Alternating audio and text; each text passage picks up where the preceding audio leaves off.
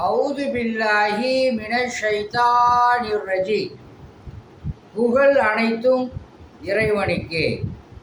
பூமிகள் ஆடாமல் இருப்பதற்காக மலைகளை படைத்து பூமியை பாதுகாக்கக்கூடிய, மனிதர்களையும் பாதுகாக்கக்கூடிய வல்ல இறைவனை போற்றி புகழ்ந்து நமது தலைவர் நபி ஸல்லல்லாஹு அலைஹி வஸல்லம் அவர்களுடைய துவா பரக்கத்தினாலும் ஆன்மீக முறையில் மூட்டு வலி, இடுப்பு வலிக்கு எண்ணெய் ஓதி கொடுக்கப்படும், ஆஸ்துமாவிற்கு தேன் ஓதி கொடுக்கப்படும், உடல் ஆரோக்கியத்திற்காக தண்ணீர் ஓதி கொடுக்கப்படும்.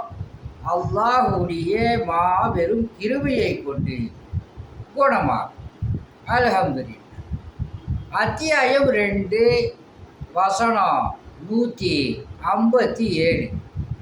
இத்தகையோர் மீதுதான் அவர்களுடைய இறைவனின் அருள்களும் கிருபையும் உண்டாகின்றன.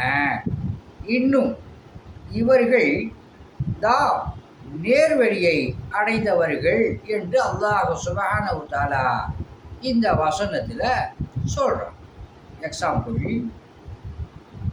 அல்லாஹ் சுப்ஹானஹு வ தஆலா சோதனைகளை செய்யும் போது பொறுமையாக இருக்கக்கூடியவர்கள், அல்லாஹ்வுக்கே நம்ம உரியவர்கள், அல்லாஹ்விடமே நம்ம திரும்பி செல்லக்கூடியவர்கள்.